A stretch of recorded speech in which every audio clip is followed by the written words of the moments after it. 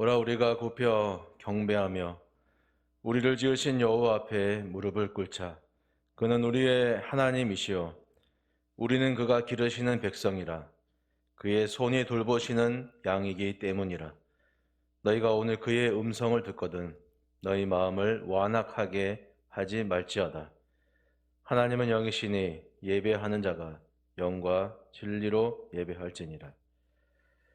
사랑과 은혜가 충만하신 아버지 하나님, 이 거룩한 주일 하나님을 예배하기 위해 또 안식을 얻고자 우리 걱정과 근심으로 가득 찬 우리 심령에 평안을 얻고자 주님 앞에 나와 예배합니다. 하나님의 말씀을 듣고자 하는 저희에게 이 시간 말씀을 들려주심으로 우리의 영적 목마름들이 해소되게 또 해갈되게 도와주시고 경배와 찬양 가운데 임재하시는 그 하나님의 영광에 압도되어서 말씀이 육신이 되어 우리 가운데 오신 예수님을 기억하며 또 한 주간을 겸손한 마음으로 하나님의 영광을 위해 살아가도록 저희를 인도하여 주옵소서. 구주 예수님의 이름으로 기원하옵나이다. 아멘. 사도신경으로 우리 신앙을 고백합니다. 나는 전능하신 아버지 하나님, 천지의 창조주를 믿습니다. 나는 그의 유일하신 아들, 우리 주 예수 그리스도를 믿습니다. 그는 성령으로 잉태되어 동정녀 마리아에게서 나시고 본디오 빌라도에게 고난을 받아 십자가에 못 박혀 죽으시고 장사된 지 사흘 만에 죽은 자 가운데서 다시 살아나셨으며 하늘에 오르시어 전능하신 아버지 하나님 우편에 앉아 계시다가 거기로부터 살아있는 자와 죽은 자를 심판하러 오십니다. 나는 성령을 믿으며 거룩한 공교회와 성도의 교제와 죄를 용서받는 것과 몸의 부활과 영생을 믿습니다. 아멘. 다 함께 찬송가 104장 찬송드립니다.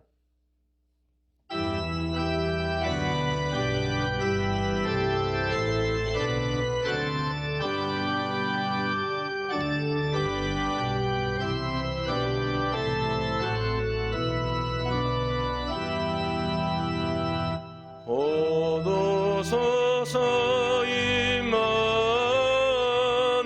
임마누엘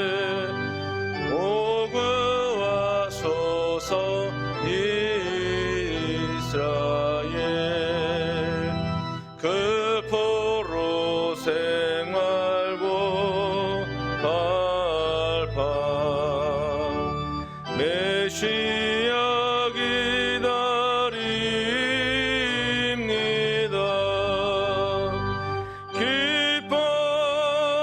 기뻐라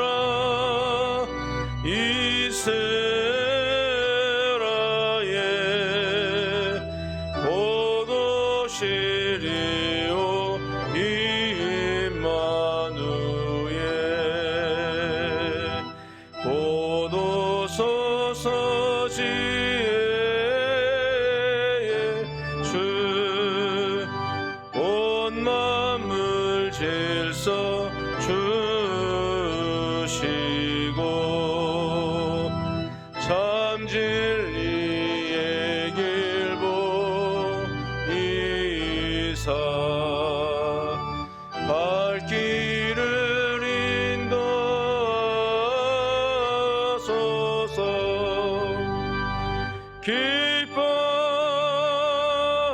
기뻐라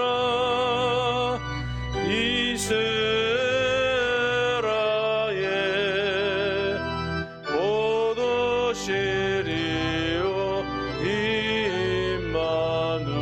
임마누엘 곧 오소서 소망의 주 중한 백성 암마 이루어 시기와 분쟁 없애고 참 평화 채워 주소서. 기뻐라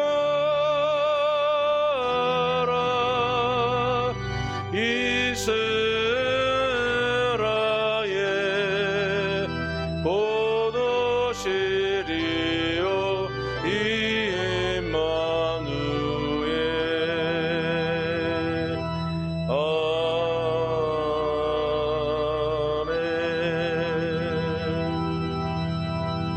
이 시간 기도하실 때 양종석 장로님 기도해 주시겠습니다. 거룩하신 하나님 아버지, 대림절을 지내며 과연 우리가 믿음 안에 있는가, 우리 안에 예수 그리스도께서 계신가 다시 한번 확인할 수 있게 해주셔서 감사합니다. 하늘의 모든 영광 버리시고 이 땅에 오신 아기 예수님을 기다리며 심령이 가난하고 애통하며 온유하며 의에 줄이고 목말라 하며 긍휼히 여기며 마음이 청결하며 화평케 하며 의를 위하여 받는 핍박을 두려워하지 않는 복 있는 사람들로 변화되기를 원합니다. 그동안에 엉켜진 삶을 정리정돈하고 천국 백성의 길을 갈 수 있도록 성령님 강권적으로 역사하여 주시옵소서. 대양교회 예배가 살아나고 하나님만 높이며 우리의 혼과 영과 관절과 골수를 찔러 쪼개는 말씀만 선포되게 하옵소서.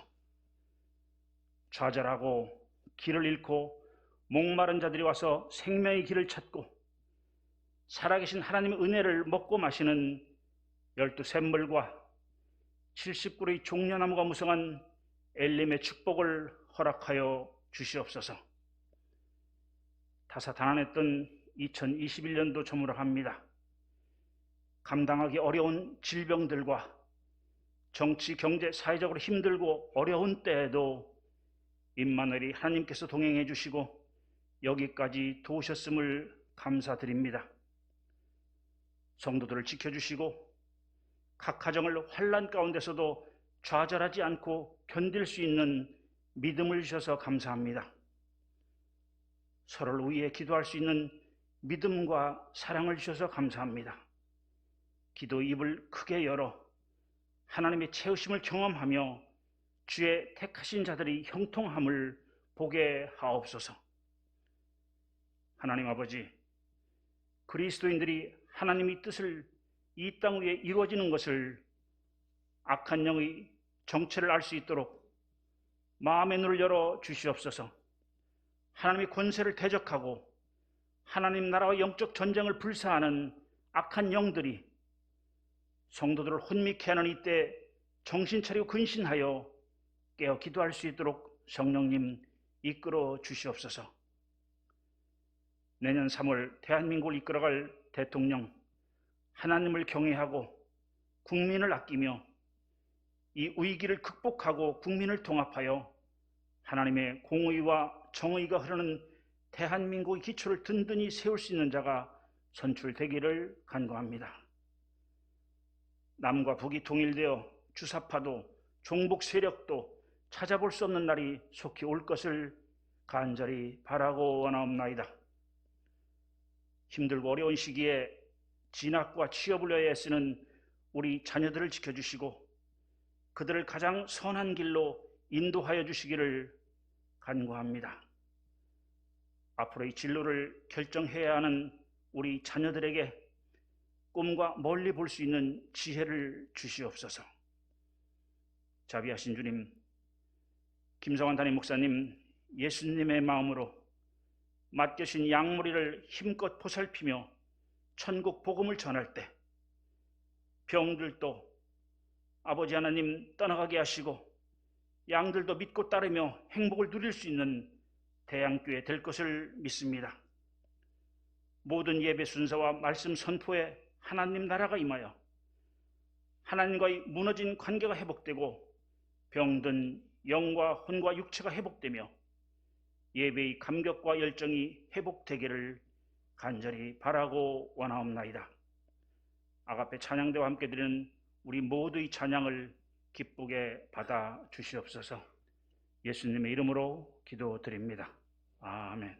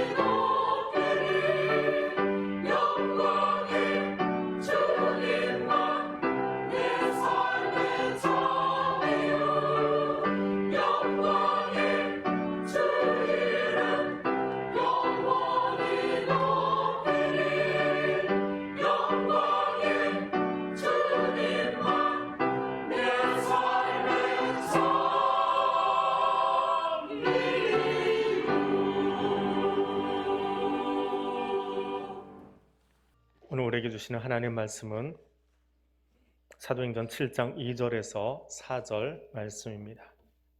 신약성경 196쪽에 있습니다. 사도행전 7장 2절에서 4절 말씀입니다. 이 말씀을 읽을 때 살아계신 하나님의 음성을 친히 듣는 귀한 시간 되시기를 바랍니다. 스데반이 이르되 여러분 부형들이여 들으소서. 우리 조상 아브라함이 하란에 있기 전 메소포타미아에 있을 때에 영광의 하나님이 그에게 보여 이르시되 내 고향과 친척을 떠나 내가 네게 보일 땅으로 가라 하시니 아브라함이 갈대아 사람의 땅을 떠나 하란에 거하다가 그의 아버지가 죽음에 하나님이 그를 거기서 너희 지금 사는 이 땅으로 옮기셨느니라. 아멘. 온라인 쇼핑몰에서 판매자하고 고객이 나눈 그 게시판 대화 내용입니다. 구매자가 제목을 그렇게 달았어요. 다른 색상이 왔어요. 옷이 다른 색깔이 왔다는 겁니다. 그 내용을 이렇게 써놨습니다. 네이비 색상을 주문했는데요. 곤색이 배송 왔어요. 착오가 있었나 본데 원래 주문한 색상으로 다시 보내주세요. 그리고 거기다가 택배비는 귀사의 착오에서 비롯되었으니까 귀사에서 부담해 주세요. 빠른 시일 내에 답변 부탁드립니다. 써 있습니다. 웃으시는 분들도 있고 반응이 없으신 분들도 있는데 왜 그런가요? 판매자가 그렇게 댓글을 써놨습니다. 고객님, 네이비색이 곤색입니다. 네이비는 영어로 NAVY인데 영어 사전 찾아보세요. 착오 없으시길 바랍니다. 댓글로 공개적으로 자신의 무지함을 드러내버린 사건이었습니다.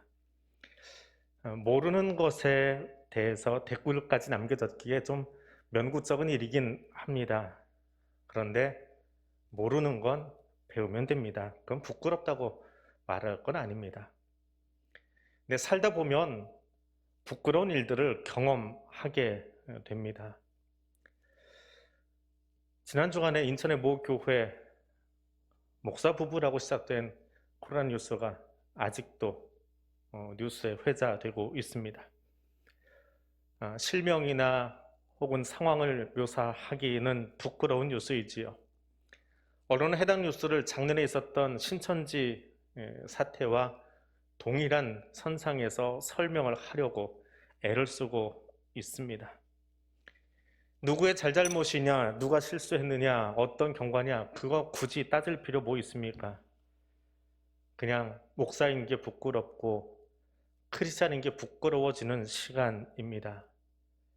아무리 열심히 해도 한두 사람의 실수로 교회 전체가, 한국교회 전체가 동일하게 이단과 같이 매도당해버리는, 그것이 두려운 게 아니라 결국은 하나님 영광을 가려버리는 사건 앞에서 오늘 나는 어떤 자세로 살고 있는가?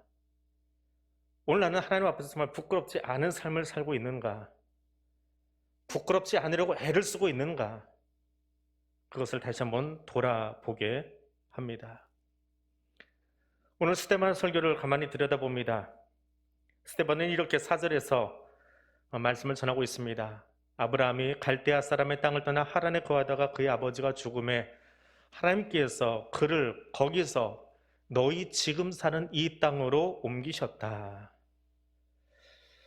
아브라함이 믿음의 조상으로 시작하는, 믿음의 조상이 되어지는 제일 첫 번째 이야기가 창세기 12장에 나옵니다. 그 대목을 인용한 것이 7장 4절입니다. 그런데 아브라함이 등장하는 창세기 11장과 12장의 내용을 살펴보면 이 설교가 갸우뚱해집니다. 데라가 70세에 아브람, 나홀, 하란을 얻었습니다. 그리고 언제인지는 알지 못하지만 11장 31절에 아브람과 그 며느리 사레, 그리고 하란의 아들, 그러니까 자기 손주지요, 롯을 데리고 우르에서 출발해서 하란으로 정착을 합니다. 그리고 창세기 12장 4절에 아브람 75세에 롯과 함께 아브람이 하란을 떠나서 가나안으로 출발합니다. 다시 앞으로 가서 보면 데라 205세에 하란에서 데라가 죽었다라고 나와 있습니다. 스데반은 아브라함이 하란에서 데라가 죽은 후에 가나안으로 이동했다라고 적고 있는데 창세기의 연보를 다시 맞추어 보면 아브라함이 출발할 때 데라는 죽지 않았습니다. 60년을 더 살았습니다. 어떤 말일까요? 스데반의 설교에는 무엇을 담고 있는 걸까요? 산다고 사는 게 아닙니다. 우리가 삶에 곤고할 때 하는 이야기 중에 하나이죠. 산다고 사는 게 아니야, 힘들어 라고 말합니다. 때로는 사랑하는 사람을 먼저 떠나보낸 뒤에 가수 하동균이 부른 기다릴게 라고 하는 노래의 한 가사처럼 네가 없는 이 세상의 시간에 혼자 사는 것이 아니라도 그렇게 살고 있어 라고 노래하지요. 또 때로는 살아있지만 삶의 재미를 찾지 못해서 사는 게 참 재미없다, 퍽퍽하다 라고 말을 하기도 합니다. 근데 스데반의 설교는 이 내용과는 결을 달리합니다. 아까 보았던 그 연표에서처럼 데라는 정확히 언제인지 알지 못하지만 70세 아이들을 낳고 어느 시점에 아이들을 데리고 하란으로 출발을 합니다. 아들을 먼저 잃었기 때문이었을까? 아무튼 아브람 내외, 자기 아들 내외와 손주인 롯을 데리고 갈대우르를 출발했었습니다.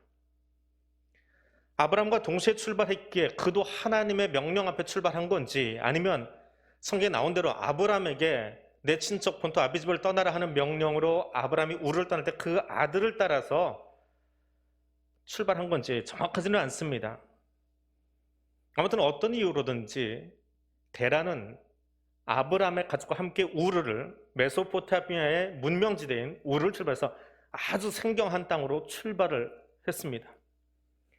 그리고 하란에 이르러서 새 땅을 향한 발걸음을 멈추어 버립니다. 성경은 그리고 스데반은 설교 속에서 그 대목을 이렇게 설명합니다.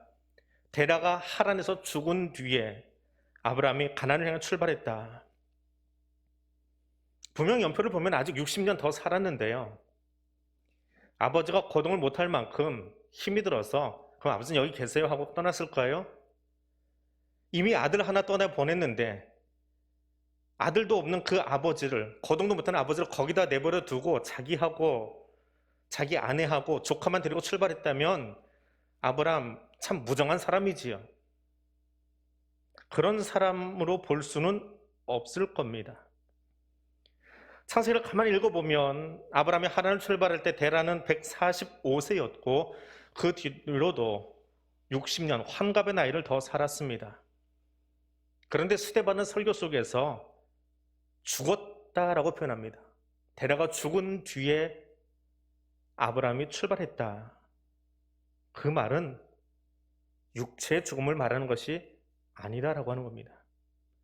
살아있으나 호흡하고 있으나 영적으로는 이미 죽은 자라는 뜻입니다. 새 땅을 향해서 나아가라고 하는 명령 앞에 데라는 그냥 주저앉았습니다. 힘이 없는 게 아닙니다. 60년을 더 살 만큼 아직 기력이 남아 있었는데 그 명령에 따르지 않았던 사람입니다. 하나님의 이동 명령에 데라는 동참하지 않았습니다. 살았으나 사는 게 아니다라고 평가된 사람 데라, 우상의 도시를 떠나서 하나님의 지시할 땅으로 가라는 그 명령 앞에 따르지 않고 중도에 포기해버린 부끄러운 사람 데라를 사도행전 속의 스데반 집사는 분명히 60년을 더 생존했음에도 불구하고 이미 죽은 자로 설교하고 있습니다. 동일하게 오늘 내 삶을 돌아보기를 원합니다. 나는 지금 하나님 나라를 향한 순례자로 살아가고 있습니까? 아니면 코로 호흡은 하고 있지만 죽었다 평가받고 있는 사대교회 교인처럼 살아가고 있습니까?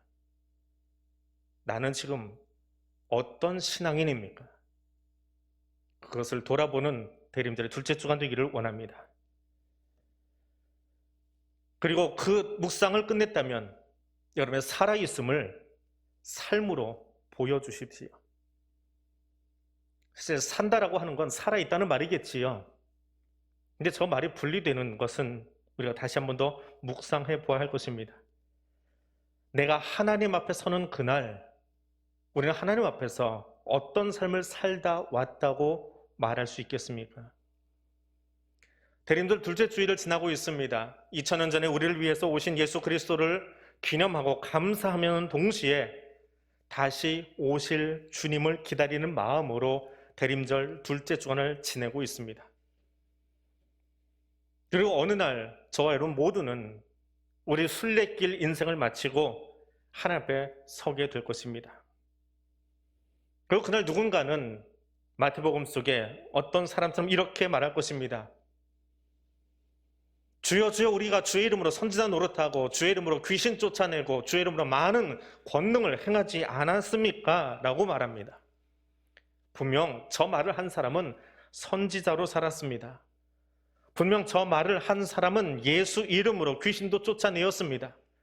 분명 저 사람은 예수 이름으로 많은 권능도 행했습니다. 그런데 문제는 그때 주님께서 그를 향하여 말합니다. 내가 너를 도무지 알지 못하겠다. 불법을 행하는 자야. 나가라. 이 말 듣는 사람이 있다라는 겁니다. 무엇이 문제입니까? 직분도 받았고 신유의 은사도 있고 귀신도 쫓아냈는데 왜 그날 하나님 앞에서 쫓겨나야 합니까?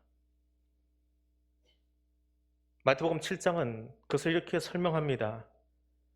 그들은 입으로만 주여 주여를 외쳤고 입으로만 아멘 했지 삶이 변화되지는 않았더라라고 하는 것입니다. 마태복음 7장은 산상수훈의 마지막 대목입니다. 예수님이 산 위에서 하신 설교를 마무리하는 결론부에 해당합니다. 성령님은 마태를 통해서 이 말씀을 듣는 것도 중요하지만 말씀을 듣고 행하는 사람, 자신의 삶을 말씀의 반석 위에 짓는 사람이 되라고 가르치고 있습니다. 살아있음이 무엇입니까? 그리스도인으로 산다라고 하는 것이 무엇입니까? 열심히 읽고 자리 지키고 직분 감당했는데 왜 찬밥 신세가 되어야 합니까? 그것은 말씀은 들었으나 그대로 살지 못했다라고 하는 것을 우리가 주의 깊게 보아야 합니다. 삶과 말씀이 분리되었기 때문입니다. 말씀이 귀에 들리면 가슴이 뛰게 되어 있습니다. 가슴이 뛰는 죄인은 가슴을 치면서 회개하기에 이르릅니다. 그리고 변화된 삶을 삽니다. 집을 나간 탕자가 하나님의 음성, 아버지의 음성을 떠올립니다. 아버지의 집을 그려봅니다. 아버지의 성품이 무엇인지 가슴에 새깁니다. 근데 거기서 끝나면 안 돼요. 아버지의 음성이 가슴에서 울림이 있고 그것이 생각나는 순간 탕자는 더 이상 쥐업 열매만 집어먹는 돼지 같은 인생 살아서는 안 됩니다. 거기서 멈췄다면 그는 돼지나 진배 없습니다. 계속 탕자일 뿐입니다. 2018년 가스펠 투데이라고 하는 한 신문에 토마스 왓슨의 회심이라고 하는 책의 한 부분을 이렇게 인용했습니다. 인간 외에는 부끄러워할 줄 아는 피조물이 없다. 이성이 없는 짐승들은 공포와 고통은 알지만 수치는 모른다. 당신은 짐승을 부끄럽게 만들 수 있는가? 그러므로 죄에 대해 부끄러워할 줄 모르는 자들은 짐승 닮은 사람이다. 회심이라는 책에 나오는 한 대목입니다. 신앙인으로 살아있다라고 하는 것이 무엇입니까? 그것은 숨만 쉬고 있는 것이 아닙니다. 죄를 알고 부끄러워할 줄 아는 것이 살아있는 신앙입니다. 신앙은 모렴치하면 안 됩니다. 염치 있는 신앙인이 되어야 됩니다. 부끄러움을 아는 자가 되어야 합니다. 작금의 교회발 코로나 소식은 우리의 부끄러움입니다. 정확한 연대를 알지 못하는 아담의 선악과 사건을 나의 죄악처럼 여기면서 내가 죄인입니다라고 말하는 것처럼 작금의 교회가 교회되지 못한 소식은 딴 교회 소식이 아니라 그것은 우리의 죄악입니다. 세상을 향해서 빛이 되어야 될 교회가 나만 알고 살았던 것에 대해서 우리가 가슴을 치고 부끄러워할 줄 알아야 합니다. 그것이 깨어있는 신앙입니다. 부끄러움을 아는 성도, 염치가 있는 성도는 회개하는 자로 나아갑니다. 입으로만이 아니라 내 삶을 바꿉니다. 그래서 세상 속에서 손가락질 받는 것이 아니라 최소한 내가 서 있는 자리만이라도 작은 빛이 되기 위해서 삶을 변화시켜 살아갑니다. 그것이 살아있음입니다. 그리고 세 번째로 하나님 앞에서 부끄러워하십시오. 부끄러움이라고 하는 이 단어는 사전에서 큰 망신을 당하거나 열등감을 느낄 때 가는 인간만의 특별한 감정이다라고 말합니다. 그래서 이 단어는 곧잘 수치심이라고 하는 단어와 비슷하게 쓰이곤 합니다. 그런데 성경은 이 부끄러움이라는 단어를 그렇게 쓰지 않습니다. 하나님 앞에 서 있는 한 인간의 존재를 표현합니다. 학사 에스라는 9장 6절에서 하나님을 향해 이렇게 고백합니다. 나의 하나님이여, 내가 부끄럽고 낯이 뜨거워서 간이 하나님을 향하여 얼굴 들지 못하오니 이는 우리 죄악이 많아서 정수리에 넘치고 우리 허물이 커서 하늘에 미침입니다. 이 외침은 이스라엘 백성들이 이방인과의 결혼을 금지한 하나님의 명령에도 불구하고 이스라엘 백성뿐만이 아니라 지도자들인 제사장, 레위 사람들까지도 가나안의 딸들을 데려다가 아내로, 며느리로 맞이하고 있는 현실을 바라보면서 에스라가 외친 기도입니다. 그리고 그 이방인과의 통혼에 누구보다, 사실은 누구나 다 한 거예요. 이미 국제화 시대가 되었으니까 이스라엘 사람도 주변 나라 사람들과 다 혼인관계, 인척관계를 맺고 살았습니다. 그런데 에스라서에서는 방백과 고관들이 나서서 했다 그래요.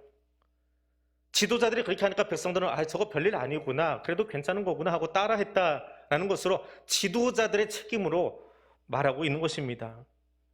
근데 에스라는요, 그런 사회 현실을 바라보면서 이것이 죄악입니다. 근데 거기에 나도 동참했습니다 라고 고백하는 거예요. 에스라가 이방인과 통혼했는지는 모르겠습니다. 성경 그건 기록하지 않고 있으니까요. 근데 사회의 문제는 저들의 문제가 아니에요. 그 일을 책임진 제사장 된 나의 문제예요. 우리의 문제예요. 교회의 문제예요. 그 죄의 심각성을 깨달으면서 에스라는 하나님 앞에서 이렇게 표현합니다. 부끄럽습니다. 얼굴 못 들겠습니다. 하나님 앞에 서 있는 사람, 코람데오의 신앙을 가진 사람, 거룩하신 분 앞에 서 있는 사람은 죄의 심각성을 깨닫고 부끄러움을 느낍니다. 의인은 없나니 하나도 없다라고 말하면서 나는 의인처럼 살아갑니다. 그러니까 세상을 함부로 잣대질하고 평가하고 판단하며 말합니다. 그러나 의인은 없나니 하나도 없다. 거기에 나도 속해 있습니다. 나도 죄인입니다. 그래서 부끄럽습니다.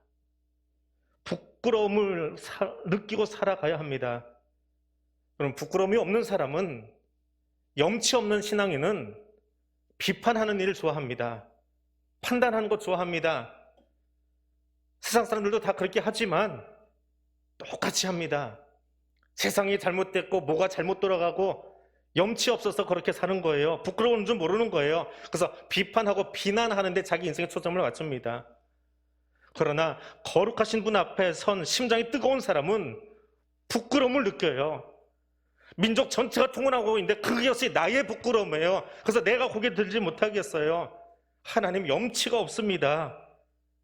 그래서 뭐 해요? 비판하고 비난하는 것이 아니라 하나님 앞에 두 손 들고 나가서 기도합니다. 예배자가 됩니다. 다른 사람 모르지만 내 삶을 바꿉니다. 바뀌는 한 사람 한 사람이, 족장들이, 제사장들이 바꾸기 시작하니까 에스라 10장에 가서는 실명이 등장하기 시작합니다. 누가 그 가정에 있는 이방인 여인들을 내보내고 삶을 변화시켜 가고 있는지를 구체적으로 묘사합니다. 명령하지 않았어요. 비판하지 않았어요. 누가 잘못했으니까 판단해달라고 말하지 않았습니다. 어떻게 해요? 내 삶을 바꾼 거예요. 하나님 앞에 부끄러운 에스라는 방백들을 향하여 비난한 것이 아니라 하나님 앞에 내가 바르게 서기 위해서 회개하고 자신의 삶을 변화시킵니다. 하나님 앞에 부끄러운 것은 그 부끄러움을 느끼는 감정으로 끝나는 것이 아닙니다. 삶을 변화시키는 것입니다. 말씀을 듣기만 하는 것이 아니라 말씀대로 살아가는 것입니다. 오늘 그 사람 될 수 있기를 원합니다. 우리는 다양한 모습의 예배를 오늘 드리고 있습니다. 그리고 새해에는 우리 교회가 좀 새로운 스타일의 예배를 오후에 드리려고 합니다. 우리가 지금 오전에 드리는 이 예배는 웨스트민스터에서 시작된 장로교 전통의 예배 틀을 따라서 예배를 드리고 있습니다. 수요일은 강해 설교로 말씀을 깊이 배우는 그런 시간으로 수요 예배를, 수요 규례를 우리가 활용하고 있습니다. 새벽에는 큐티 형식으로 말씀을 하나 하기보다는 그날에 주실 큐티의 내용들, 말씀 한 구절을 내게 적용시키며 그 말씀을 하루를 시작하는 예배를 드리고 있습니다. 그리고 2022년 내년에는 우리가 말씀을 듣기만 하는 것이 아니라 하나님 그 말씀 배웠고 예배 드렸고 목사님 그 말씀을 내 삶 속에 구체적으로 어떻게 적용할 것인지를 고민하고 나누는 예배로 우리 오후의 시간을 사용하려고 합니다. 그래서 일상의 예배 속, 일상의 예배자로서 우리가 어떻게 살 것인지, 혹은 죽음의 문제 앞에, 혹은 경제의 문제 앞에, 혹은 오늘 젊은이들로 부부가 되고 혹은 부모가 되는 그런 구체적인 일들 앞에서 나의 이야기를 함께 나누고 함께 공유하고 그것을 위해 기도할 수 있는 시간으로 우리 오후 예배를 사용하려고 합니다. 그래서 예배 형식을 바꾸다 보니 지난 새벽 기도 때 이미 우리 재직 부서 명단 발표했지만 오후에 함께 봉사하는 할렐루야 찬양대를 내년에는 운영하지 않기로 했습니다. 오랫동안 우리 교회 전통 속에서 역사 속에서 부부로 함께 섬겼던 분들, 찬양단으로 함께 영광 돌렸던 분들은 좀 섭섭하시리라 여겨집니다. 그동안 그 자리를 참 바쁘게 코로나 이전에 오전 예배 드리고 식사 바쁘게 하고 쉴 틈도 없이 다시 그 자리를 채워 서 주셨던 분들께 감사드리고요. 그 찬양의 열정, 오후 예배 틀이 바뀌었다고 멈추지 마시고 아가페로 시온으로 다시 한번 섬겨주실 것을 부탁드립니다. 예배가 끝나지 않았기 때문입니다. 더불어서 함께 말씀을 나누는 여러분, 우리가 말씀을 듣고 예배 드린 이것이 이 예배당 안에서만 멈추지 않도록 우리 삶에서 구체적으로 살아 움직이도록 몸부림치고 또 그렇게 행동하는 그리스도인 될 수 있기를 원합니다. 그것을 위해서 오늘 말씀 제목을 이렇게 잡았습니다. 주리팅으로 살자. 주리팅이라고 하는 저 단어는 부끄러움을 아는 마음이라는 순 우리말입니다. 저도 우연히 검색을 하다가, 검색한 게 아니고 뭘 이렇게 찾다가 우연히 봤어요. 아, 저런 단어가 있었나? 처음 배운 단어입니다. 근데 저 단어를 계속 입으로 되뇌이니까요, 마음이 고개를 들지 못하게 만들더라고요. 주리팅으로 살자. 좀 부끄러운 줄 알고 살자. 사람 사이에 부끄러운 것이 아니라 하나님 앞에서 말씀대로 살아내지 못한 내 자신에 대해서 부끄러운 마음을 소유한 신앙의 주리팅으로 살아가자. 성경은 그렇게 하나님 앞에서 주리팅으로 살았던 믿음의 선진들 이야기를 적어놓고 있습니다. 그들을 통해서 하나님 나라가 각각의 자리에서 어떻게 세워져 갔는지를 들려주고 있습니다. 이제 2021년 대임절 둘째 주일, 내가 그 주리팅이가 될 수 있기를 원합니다. 그 주리팅의 마음으로 하나님 앞에 설 수 있기를 원합니다. 그곳에서 하나님이 일하시기 때문입니다. 기도하겠습니다. 거룩하신 하나님, 하나님 앞에 부끄러움이 무엇인지 아는 사람, 주리팅이의 성도로 말씀 앞에 머리 숙입니다. 죄가 무엇인지 깨닫고 하나님의 통치를 자신의 삶 속에 구현해내기 위해 순례자의 삶을 살았던 선진들처럼 나도 살아가기를 원합니다. 주여, 오늘 내게 회개의 영을 주시고, 주여, 오늘 내게 정직한 영을 새롭게 창조하시고, 주여, 오늘 내가 소금과 빛의 삶을 살도록 성령으로 이끌어 주시옵소서. 예수님 이름으로 기도드립니다. 아멘. 찬송가 177장 찬송 드립니다.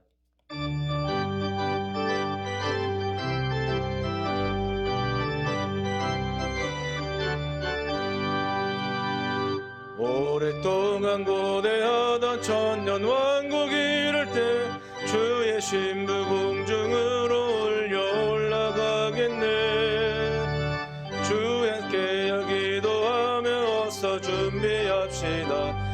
우리 주님 세상 다시 오시네. 우리 주님 세상 다시 오시네. 할렐루야, 주님 다시 오시네. 악한 마귀 결박하고 세상 다스리시려. 할렐루야, 주가 다시 오시네. 그때 모든 성도들의 기도 응답되리니 하나님을 모르는 이 천지간에 없으리. 모든 질병, 근통, 근심, 고통, 우리 주님 세상 다시 오시네. 우리 주님 세상 다시 오시네. 할렐루야, 주님 다시 오시네. 악한 마귀 결박하고 세상 다스리시려. 할렐루야, 주가 다시 오시네. 주의 구속함을 얻는 천만 성도 일체히 거룩한 산 시온 성의 기쁨으로 모이리.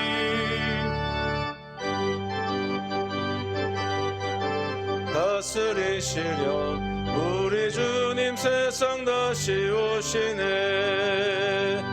우리 주님 세상 다시 오시네. 할렐루야, 주님 다시 오시네. 악한 마귀 결박하고 세상 다스리시려. 할렐루야, 주가 다시 오시네. 우리 주의 평화로운 천년 왕국 이를 때 그곳에는 죄와 고통 사망 없어지겠네. 천만 성도 간절하게 주를 고대하도다. 우리 주님 세상 다시 오시네. 우리 주님 세상 다시 오시네. 할렐루야, 주님 다시 오시네. 악한 마귀 결박하고 세상 다스리시려. 할렐루야, 주가 다시 오시네.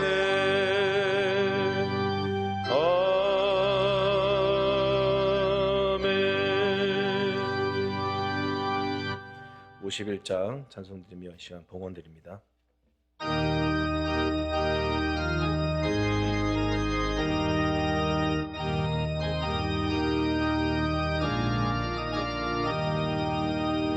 내가 받은 모든 것은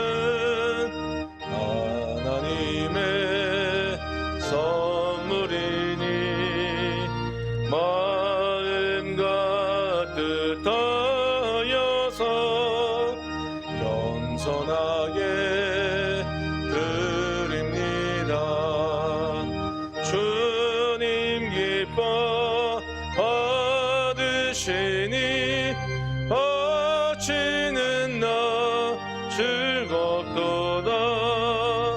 복의 근원 하나님께 영원토록 감사하리.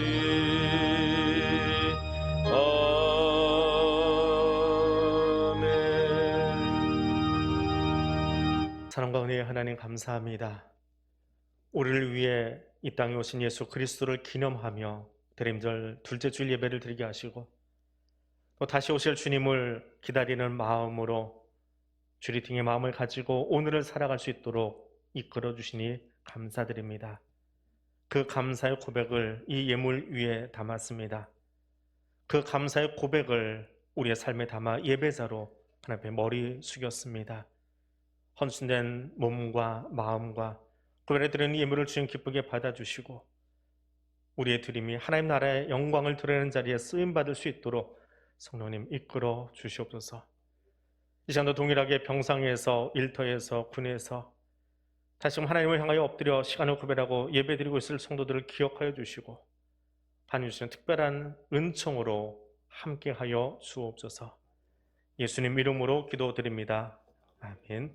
이제는 우리 주님 예수 그리스도의 은혜와 하나님 아버지의 크고 놀라우신 사랑과 성령 하나님의 교통하시며 인도하여 주시는 은총이 주의 말씀을 가슴에 담고 삶의 예배자로 일어서 나가는 백성들 위해 지금부터 영원토록 함께하여 주시기를 간절히 축원하옵나이다.